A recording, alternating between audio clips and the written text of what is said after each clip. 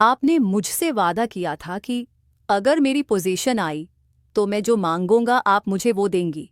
अब आप मना कर रही हैं। मैंने उस एयर को कहा, हाँ मैंने कहा तो था। मैं मानती हूं लेकिन जो तुम कह रहे हो वो नहीं हो सकता। कहानी शुरू करने से पहले अब दोस्तों से दरख्वास्त है, हमारे चैनल को सब्सक्राइब करें।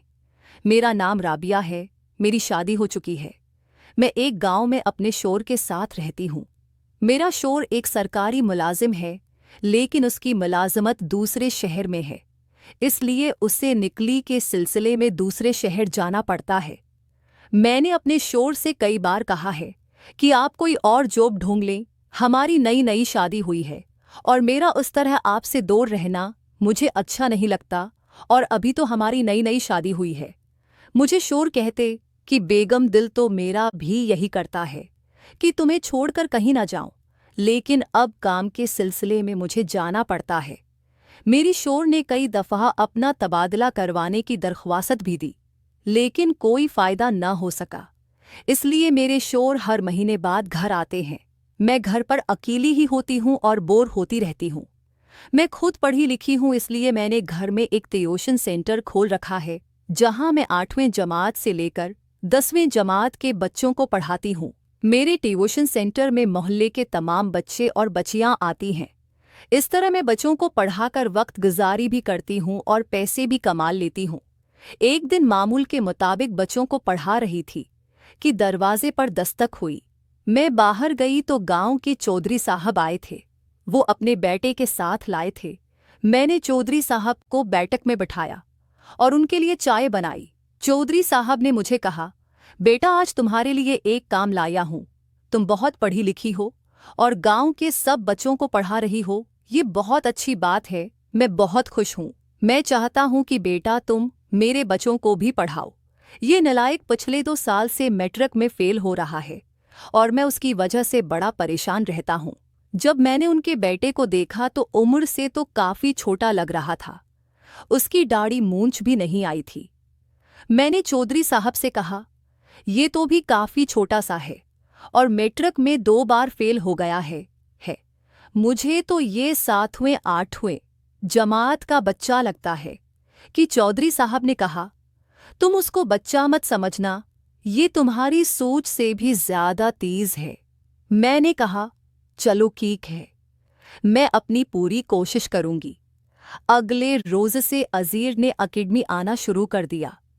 पहले 2-3 दिन तो सब कुछ ठीक था, लेकिन उसके बाद उसने शरारतें करना शुरू कर दी। कभी किसी को छेड़ता तो कभी किसको तंग करता। उसने 2 हफ्ते के अंदर ही उधम मचा दी। उसने सबकी नाक में दमका रखा था, लेकिन दिन ब दिन उसकी शरारतें बढ़ती ही जा रही थी। और ये अकेडमी आता तो बड़ी वहशियाना नज़रों से मुझे देखता, जैसे मुझे अभी हैं खा जाएगा। मुझे उसकी हरकतें समझ आ रही थी। आखिरकार मैंने तिंगाकर फैसला किया कि उसका टाइम चेंज कर दूं। सब बच्चों को मैं 3 से 5 तक पढ़ाती थी। ओज़ीर को मैंने 5 से 7 का टाइम दिया। उसने भी मेरी बात मान ली। पहले तो उसने मना किया, लेकिन फिर मैंने उसे कहा, अगर 5 बजे अकेडमी नहीं आ सकते तो कल से अकेडमी मत आना। फिर वो मान गया और वो 5 बजे अकेडमी आता। अब उसने अपनी हरकतें मुझ पर आजमाना शुरू कर दी। वो लगता तो बच्चा था, लेकिन इंदर से पूरा था। मुझे इस बात किया एहसास तब हुआ जब मैंने उसे गिनती लगाते पकड़ा। मैं हैरान हो गई। खैर, अब मुझे उसकी शरारतों की आदत हो गई थी।